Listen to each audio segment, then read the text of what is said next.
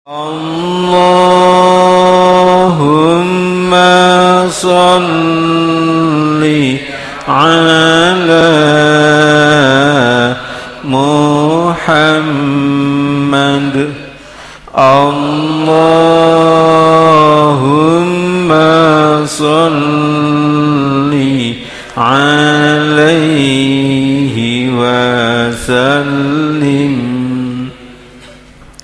Ya Rabbana ighfir lana warhamna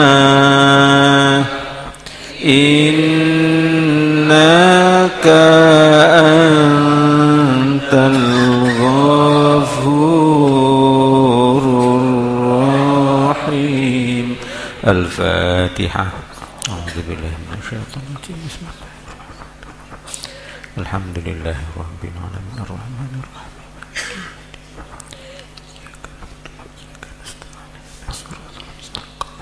Shiratal ladzina an'amta 'alaihim. Allahumma shalli wa sallim ala Muhammad wa ala Muhammad. Alhamdulillahirabbil alamin. Allahumma ighfir lana warhamna wahdina innaka antal ghafurur rahim.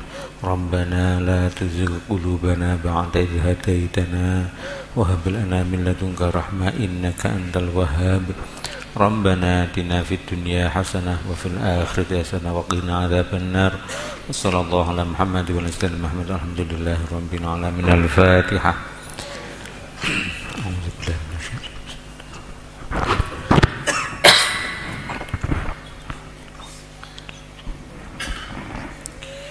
Iyyaka na'budu wa iyyaka nasta'in.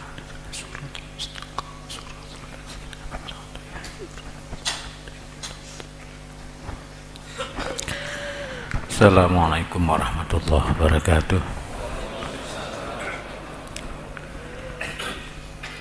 Alhamdulillah, la haula wa la quwwata illa billah. Wassalatu wassalamu ala Rasulillah Muhammad ibn Abdillah. Alhamdulillah, kita bersyukur pada Allah.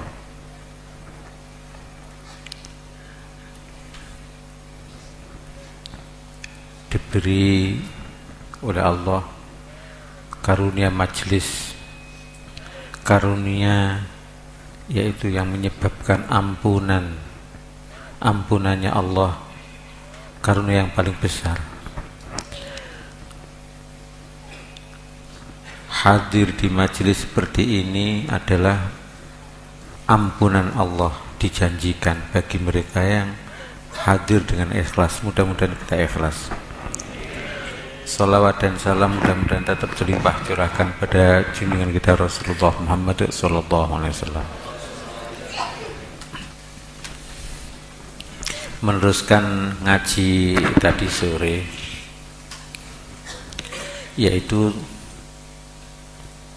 thariqah itu adalah mengajarkan apa yang diajarkan oleh para nabi,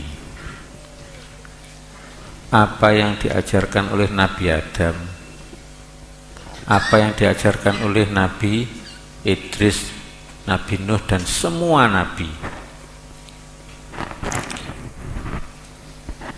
Bahkan umatnya Nabi Muhammad SAW itu diberi kekhususan, bisa mencapai derajat kenabian. Bahkan ulamanya Nabi Muhammad saja, ulamanya Nabi Muhammad itu melebihi derajatnya nabi-nabi Bani Israel, nabi-nabi sebelum Nabi Muhammad SAW. Karena apa? Ulamanya Nabi Muhammad sudah diberi ilmu ma'rifat oleh Allah.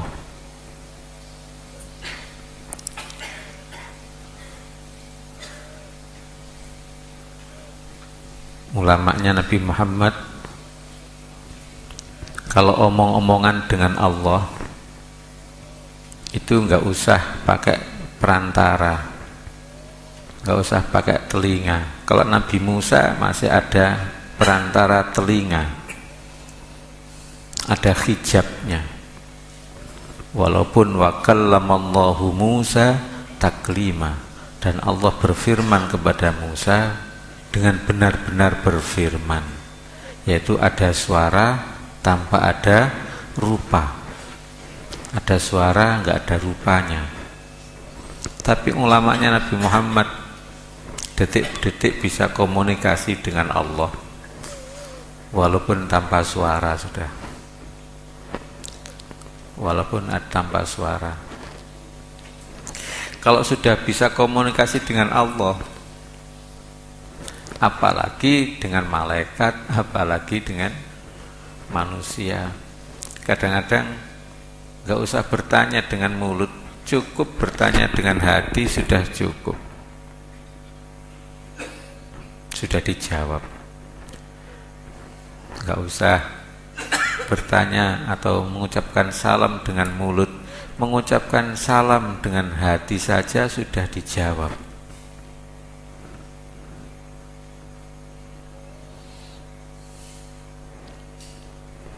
Kalau nabi-nabi Bani Israel diberi mukjizat, hal yang luar biasa, misalnya Nabi Isa bisa menyembuhkan orang sakit, maka andai ulamanya Nabi Muhammad itu hanya sekedar bisa menyembuhkan orang sakit, maka kalah dengan pesulap-pesulap atau dukun-dukun itu. Makanya tidak itu, tapi mukjizat Nabi Muhammad, ulamanya Nabi Muhammad tertinggi adalah Al-Quran.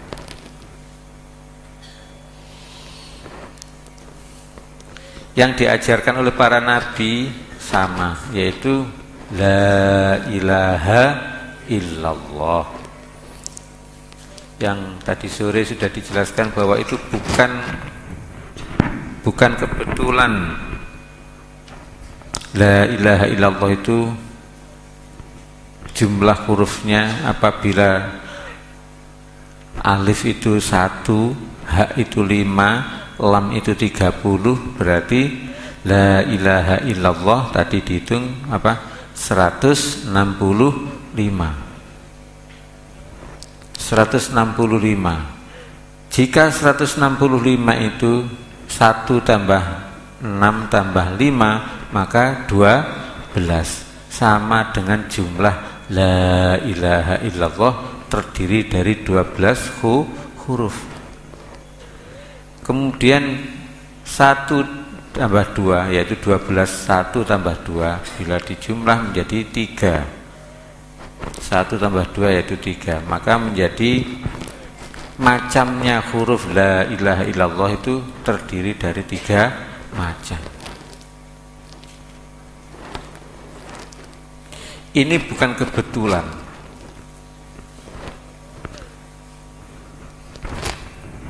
Ini memang sudah dirancang oleh Allah sebelum menciptakan bahasa Arab, sebelum menciptakan huruf-huruf itu. Sejak zaman azali tanpa batas awalnya. Kalau sudah 165 masuk dalam hati, sehingga terwujud dalam perilaku, maka mereka inilah orang-orang mulia di hadapan Allah. Meskipun orang memuliakan tetap mulia, orang menghinakan tetap mulia. Ukurannya adalah ukuran Allah. Makanya kita berusaha agar 165 masuk. Tadi sore sudah dijelaskan tentang 5, yaitu rukun Islam. 1 rukun ihsan, 6 rukun iman, 5 rukun Islam, yaitu sama dengan sholat 5 kali. Enggak boleh jadikan 3 kali, tapi kalau waktunya boleh 3 kali, bisa 3 kali, terbaik 5 kali, 5 waktu.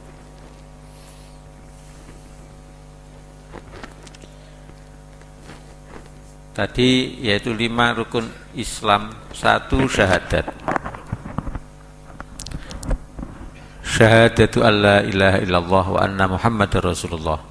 Bersaksi bahwa tidak ada Tuhan yang wajib disembah kecuali Allah, dan sungguhnya Nabi Muhammad adalah utusan Allah.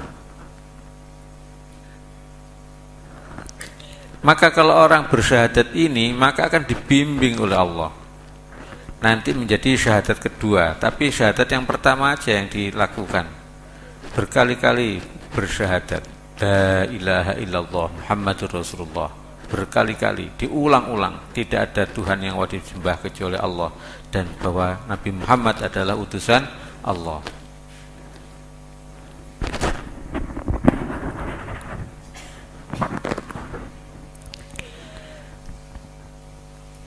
Kalau orang bersyahadat bahwa tidak ada Tuhan yang wajib disembah kecuali Allah, maka dia tidak makan kecuali makan itu perintah Allah.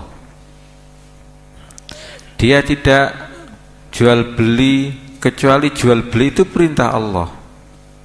Sebab yang dihamba hanya Allah, yang dituhankan hanya Allah. Jika jual beli itu karena kepingin kaya, maka ini tidak la ilaha illallah. Jika jual beli itu kepingin hanya enak-enakan dunia, maka berarti tidak la ilaha illallah.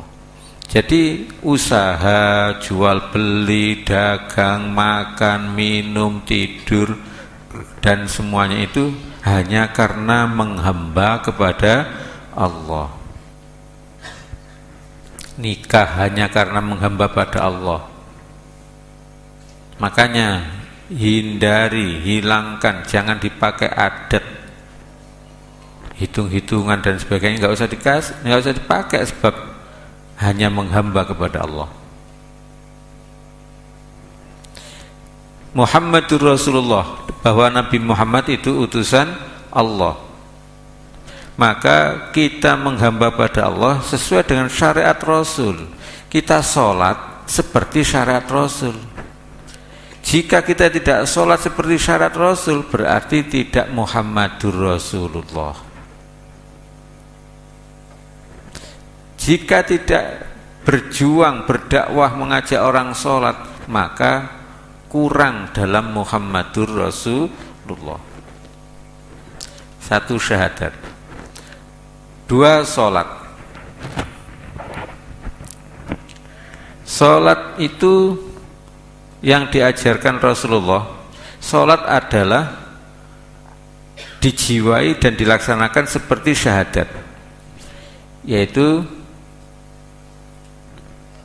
dalam rangka cinta Allah, syahadat pada Allah dan syahadat pada Rasul. Ini dipakai, dicontoh oleh para ulama dalam membuat Pancasila. Pancasila itu 5 dasar negara Indonesia itu mencontoh rukun Islam. Jadi rukun Islam yang pertama itu syahadat. Syahadat ini menjiwai pada rukun Islam yang kedua, menjiwai dan melaksanakan rukun Islam yang kedua, yaitu sholat. Sholat dalam rangka menghamba kepada Allah, dalam rangka menjalankan perintah Rasulullah. Siapa yang sholatnya mencontoh Rasulullah, didasari Muhammadur Rasulullah, maka walaupun fisiknya saja yang sholat, tetapi hatinya juga seperti hatinya Rasul. Perintah Allah itu sholat, yaitu sebenarnya tidak boleh lupa pada Allah mulai dari awal hingga akhir. Itulah sholatnya Rasul. Jadi mulai takbiratul ihram Allahu Akbar harus ingat pada Allah. Tetapi secara fikih para ulama karena kesulitan, maka yang penting sholatnya itu ada ingatnya pada Allah, maka sah sholatnya. Walaupun Allahu Akbar waktu takbiratul ihram, kemudian ingat pada Allah, setelah itu Fatihah dan rukuk dan sampai selesai ternyata nggak ingat pada Allah, tetap sah saja. Sebab fatwa terpaksa. Kalau dikatakan tidak sah, nggak ada orang sah, nggak sholat semuanya orang-orang.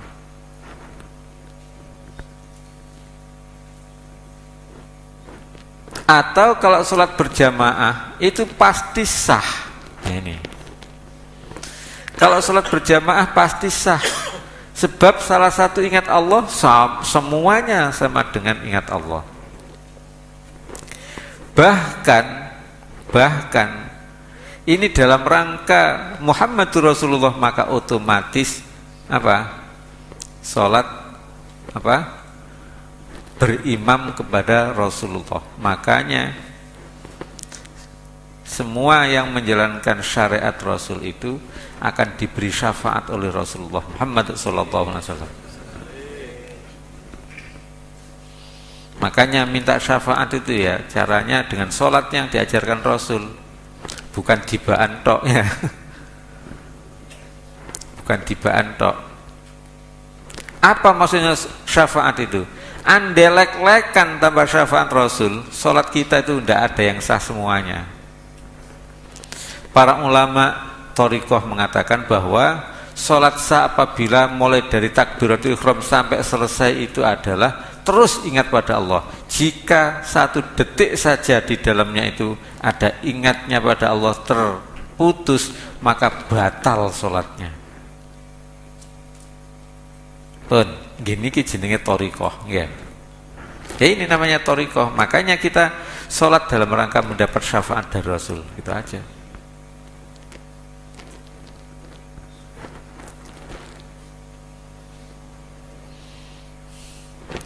Kemudian puasa. Kita menjalankan puasa secara fisik, yaitu tidak makan, tidak minum, tidak kumpul suami istri mulai daripada subuh sampai maghrib. Ini kebijaksanaan Allah. Sebenarnya puasa itu agar takwa, agar tidak cinta dunia. Tapi kita sudah puasa masih cinta dunia saja ya. Makanya mudah-mudahan diampuni oleh Allah, mudah-mudahan dapat syafaat dari Rasulullah Muhammad SAW. Mudah-mudahan dengan puasa itu maka kita tidak cinta dunia, maka bertakwa. Allahumma amin.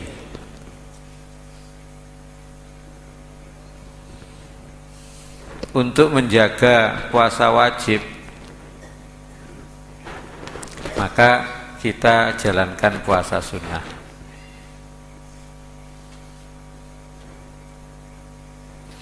Dengan puasa yang seperti ini, maka umatnya Nabi Muhammad dianggap puasa terus tiap hari. Sebenarnya puasa itu harus tiap hari, seperti Nabi Isa.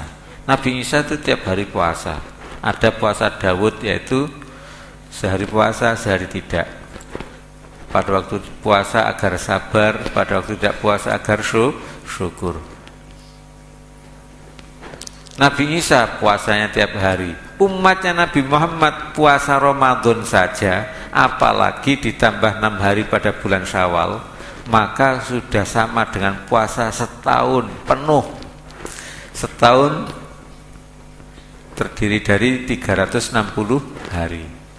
Padahal puasa Ramadan taruh aja 30, kemudian Syawal 6, berarti 36. 36 setiap amalnya umat Nabi Muhammad dikalikan 10, berapa? Berarti 360 bendino poso.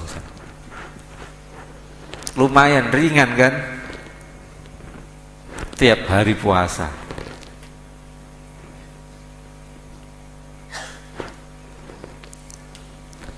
kita jalankan itu puasa. Sekali lagi, untuk menjaga puasa wajib, maka kita sering-sering melakukan puasa sunnah.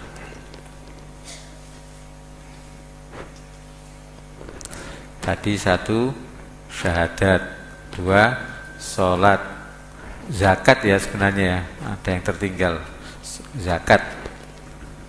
Yang ketiga zakat. Sholat dan zakat itu satu kesatuan. Rata-rata dalam Al-Quran cukup disebut sholat dan zakat. Kenapa? Karena seolah-olah puasa itu gantinya zakat.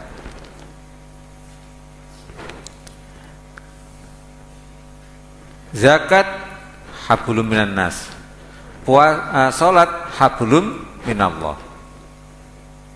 Makanya sholat dan zakat sering disebut satu kesatuan dalam Al-Quran. Belum sempurna iman Islamnya seorang kalau tidak zakat. Lah zakat ini bukan hanya tahunan, tapi ada zakat lebihan, yaitu kekayaan. Siapa orang yang kaya? Orang yang kaya adalah penghasilannya melebihi kebutuhan pokoknya. Taruh saja kebutuhan pokok orang itu sehari 10.000 satu orang, sudah bisa hidup. Kemudian kalau punya keluarga tanggungan itu sampai 5, berarti 50.000 sehari sudah cukup.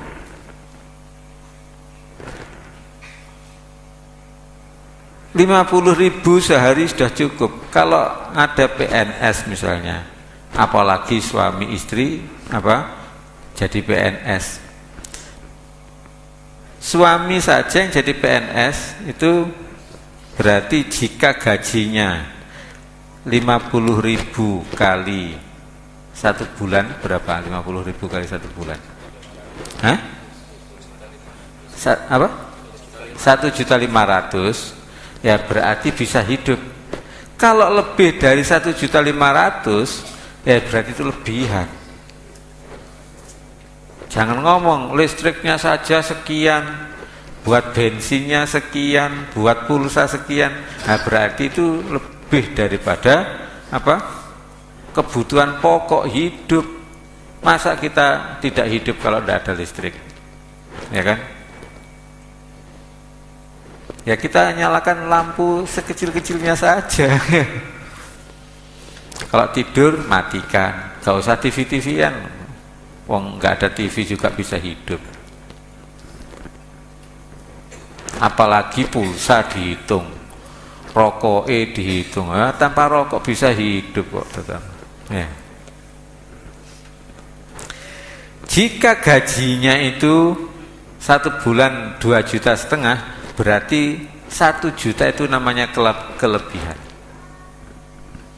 Bagaimana kalau satu keluarga itu 5 orang, tapi yang satu kuliah di Amerika, yang satu kuliah di Inggris? Ya bukan biaya hidup itu namanya, ya. Apalagi setiap minggu sekali pulang ke Indonesia, wes bukan kebutuhan hidup pokok lagi itu. Kecuali nanti kalau kuliah itu dalam rangka untuk perjuangan agama Allah. Untuk perjuangan agama Allah, malah itu namanya bisa dizakati. Bisa dizakati. Jadi sekali lagi, misalnya penghasilan 2,5 juta, berarti 50.000 per hari untuk hidup. Kemudian yang 1 juta lebihan per bulan dipotong 1/5 untuk zakat, yaitu 200.000 setiap bulan wajib dizakatkan. Kalau dizakatkan semuanya, ya sunnah. Yang 800.000 sunnah, yang wajib 200.000. Untuk apa zakat? Untuk Allah. Melalui ulama, melalui ngaji seperti ini bisa dibiayai dengan zakat. Sebab ini untuk Allah. yaitu untuk iman, ibadah, dan akhlak. Baik untuk diri sendiri atau untuk orang lain. Itu zakat penghasilan, lebihan penghasilan. Kalau suami istri PNS 5.000 misalnya, 5.000, 6 juta, 5 juta atau 6 juta setengah, padahal untuk hidup cukup 50.000 sehari, berarti lebihannya 5 juta, berarti 1 juta per bulan, itulah zakatnya yang wajib. Sementara 4 juta yang lain adalah boleh disimpan, boleh dipakai beli rumah, beli helikopter, ya, nyicil beli kelinci. Kadang-kadang semuanya kredit, beli kelinci kredit, beli gincu aja kreditnya. Boleh untuk nyicil-nyicil ini, boleh untuk beli, boleh ditabung dan sebagainya. Tapi ada namanya zakat tahunan. Zakat tahunan adalah harta yang sudah tersimpan, tidak dipakai selama 1 tahun, jumlahnya banyak, harta jumlahnya banyak, yaitu sekitar 50 juta atau 40 juta, nggak dipakai setahun, misalnya perhiasan, dalam bentuk perhiasan atau dalam bentuk uang dan sebagainya, tidak diodek-odek setahun, maka wajib zakat tahunan, yaitu 2,5%. Termasuk zakat ternak. Kalau selama sudah banyak kambingnya,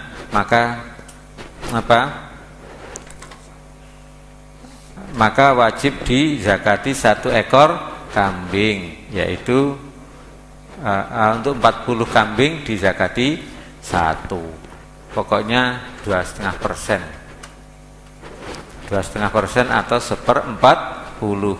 Demikian juga sapi dan sebagainya, 1/40-nya, 2,5%. Itu zakat tahunan.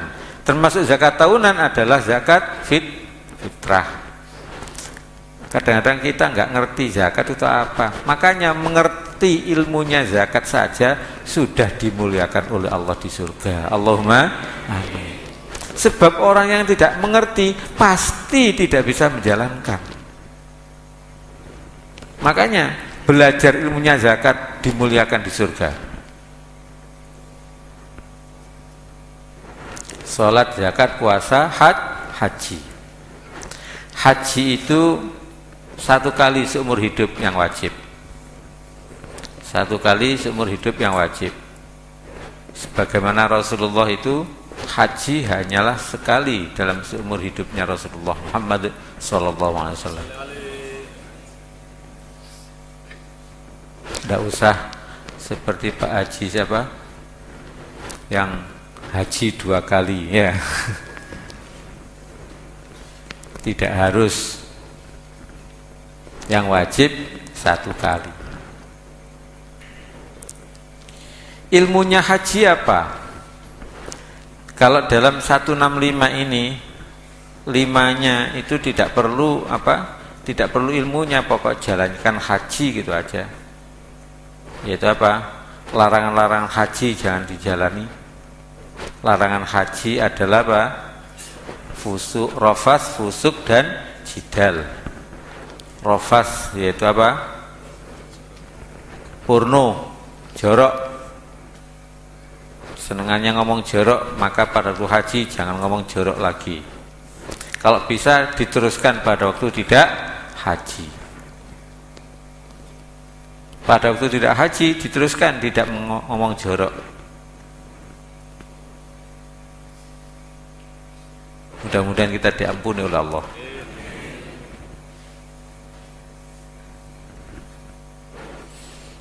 Rafas, fusuko, yaitu berbuat dosa kecil, berulang-ulang berbuat dosa kecil. Apa itu? Ngomong pacaran saja gitu sudah dosa kecil itu. Oh itu pacarnya si ini ya. Oh jangan ngomong itu. Ya.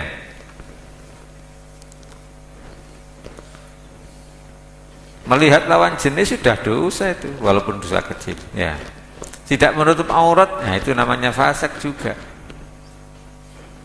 Mudah-mudahan kita diampuni oleh Allah. Terus jidal, mujadalah, berdebat. Mudah-mudahan kita hindari debat ini terus, walaupun tidak dalam haji, tapi kita dapat ilmunya haji, yaitu meninggalkan debat selamanya. Allahumma amin. Makanya diberitahu 1 kali 2 kali sudah cukup, nggak usah 3 kali. Hukumnya porno itu dosa. Dosa apa? Tidak apa-apa dosa ini. Sudah 2 kali lagi, sekali lagi sudah cukup. Hai orang, sampai berzina itu dosa. Enak ya sudah, sekali lagi sudah cukup. Cukup 2 kali. Kenapa kok 2 kali? Sebab mungkin pertama itu dia takut pada Ar-Rahman. Ya. Nomor 2, barangkali mengikuti peringatan. Sudah, nggak usah debat selanjutnya. Mudah-mudahan kita ditahan oleh Allah dari debat. Allahumma amin. Kemudian haji dalam keseharian itu antara lain laki-laki Jumatan, itu sudah sama dengan 3 kali Jumatan, sama dengan pahalanya haji. Tiga kali Jumatan sama dengan pahalanya haji. Nah nanti ilmunya haji adalah selalu berdiam di Arafah, selalu berdiam di mengetahui Allah, memakrifati Allah. Misalnya diam di hati memakrifati Allah, yaitu apa?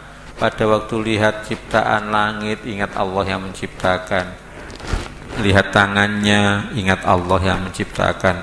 Lihat bumi, ingat Allah yang menciptakan. Itu namanya diam di hati, ingat Allah. Wukuf di hatinya, makrifat pada Allah.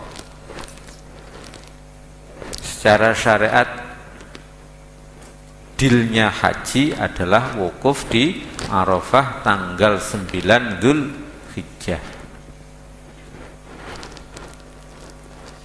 Jadi kapan seorang Pak Haji itu disebut Pak Haji, ya, diberi gelar Pak Haji adalah setelah wukuf di Arafah.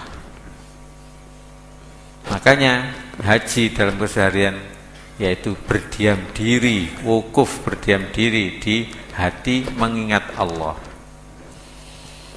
Mudah-mudahan manfaat. Ditambah nggih. Itu 165. Lah 6 napa? 6 adalah rukun iman. Niki penting tambahan, tambah penting daripada rukun Islam. Niki diwalik pola ini wae. Sakjane siji dhisik baru 6 terus 5. Tapi diwalik. Babah belajar kok walik-walik nggih. Iman, rukun iman ada 6. 1, iman pada Allah. Amantu billahi. Aku iman pada Allah. Apa? Selalu ingat Allah. Selalu ingat Allah. Bahkan semuanya ini ciptakan Allah. Ini iman pada Allah. Tidak ada kejadian kecuali Allah yang menciptakan. Kita duduk di sini karena diciptakan oleh Allah. Berarti aku maling juga karena dijadikan oleh Allah. Ya, tapi goblok. Itu namanya bertasawuf bodoh. Para ahli tasawuf menyebut yaitu sufi bodoh. Yaitu apa? Tidak menggunakan akal. Aku jadi maling itu apa? karena dijadikan oleh Allah, maka tidak menggunakan akal.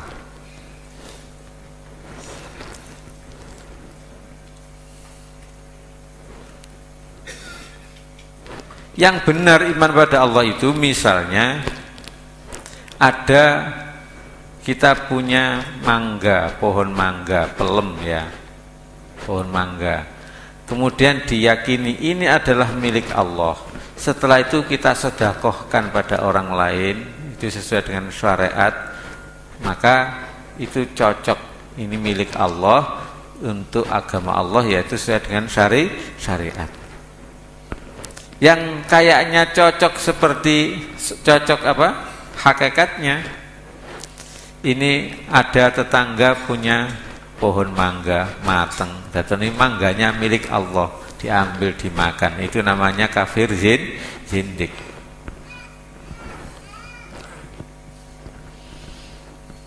Iman pada Allah, iman pada Allah itu seharusnya seperti Rasulullah, detik demi detik ingat Allah, ingat Allah.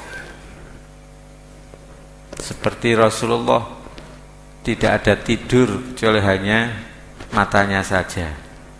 Kita bisa tidak tidur kecuali matanya saja. Kalau sebelum tidur kita iman pada Allah, maka tidur pun dicatat seperti iman pada Allah. Pada waktu bangun langsung ingat pada Allah lagi, maka dicatat apa? Selalu ingat Allah. Mudah-mudahan ya kita belajar. Wa malaikatihi, dan kita berusaha iman pada malaikatnya Allah. Untuk belajar iman pada Allah adalah yakin bahwa kita itu ada malaikat. Ada malaikat yang mencabut nyawa, ada yang malaikat membantu kita untuk berbuat kebaikan. Ada malaikat yang mendoakan kita. Jika kita berada di pengajian seperti ini, maka Allah menciptakan 6.000 malaikat yang mendoakan kita agar diampuni oleh Allah dan dimasukkan surganya. Allahumma amin. Yaitu makhluk gaib. Makanya ajaran Islam itu ajaran iman pada yang gaib. Malaikat itu terus ditambah-tambah oleh Allah, tidak mati. Sama dengan setan. Setan itu tiap hari beranak sampai hari kiamat tanpa mati. Makanya nggak usah khawatir kalau banyak setan, malaikat juga banyak. Ya. Jangan salahkan setan. Kita diri sendiri aja minta ampun pada Allah. Iman pada malaikat, wa kutubihi, dan kitab-kitab. Kitab Al-Quran kita imani. Kitab-kitab yang lain itu sebenarnya sama, yaitu mengajarkan la ilaha illallah. Agama Yahudi juga begitu. Kitab Taurat yang diturunkan oleh Allah kepada Nabi Musa mengajarkan keimanan. Artinya dalam bahasa Inggris itu ada the only one who made us ear. Hanya Tuhan yang Maha Satu, Zat yang Maha Satu saja yang membuat telinga kita bisa mendengar. Ketauhidan juga. Sebenarnya ajaran Kristen juga asalnya juga begitu. Hanya Allah saja yang wajib disembah. Makanya sebenarnya debat dengan Kristen ya boleh, tapi cukup dengan menceritakan Islam itu apa sih. Islam itu apa? Sudah cukup debat dengan orang Kristen. Amantu billahi wa malaikatihi wa kutubihi wa rusulihi, dan para rasulnya. Iman pada rasul adalah termasuk iman pada apa? Para ulamanya Allah, yaitu apa? Warasatul anbiya.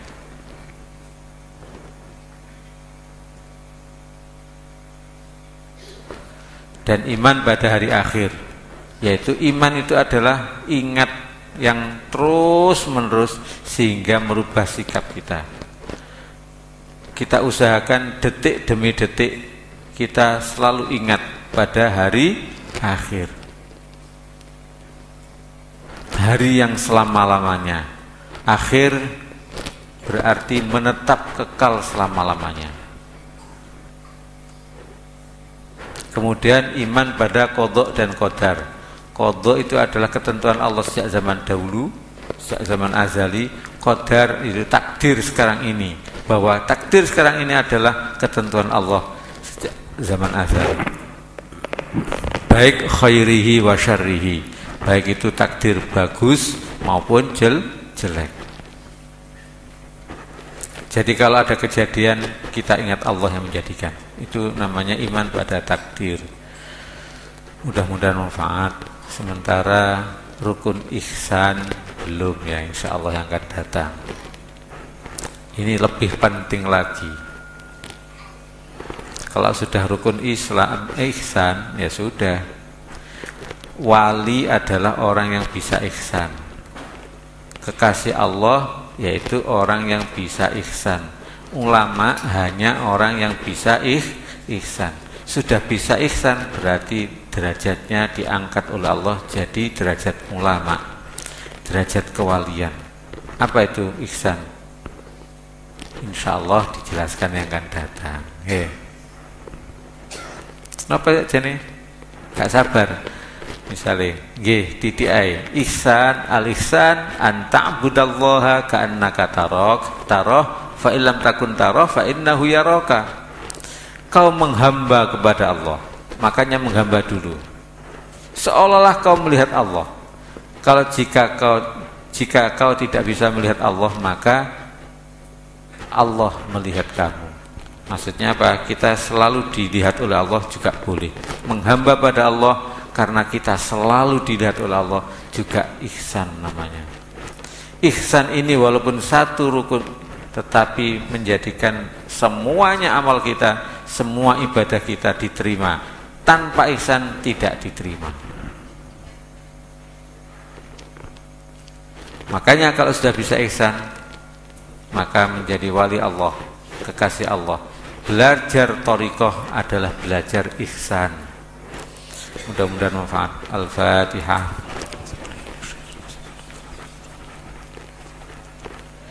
Ar-Rahmanir-Rahim.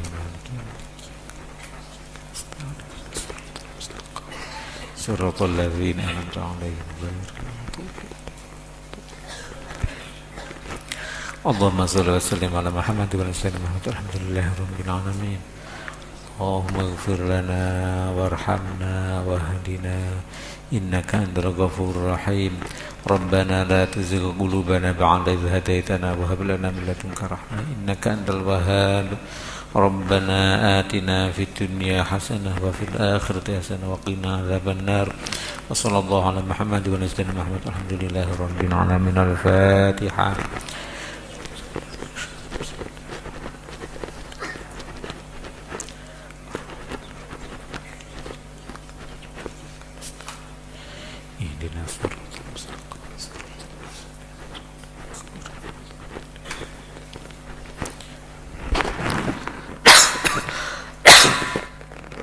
Billahi taufiq wal hidayah. Assalamualaikum warahmatullahi wabarakatuh.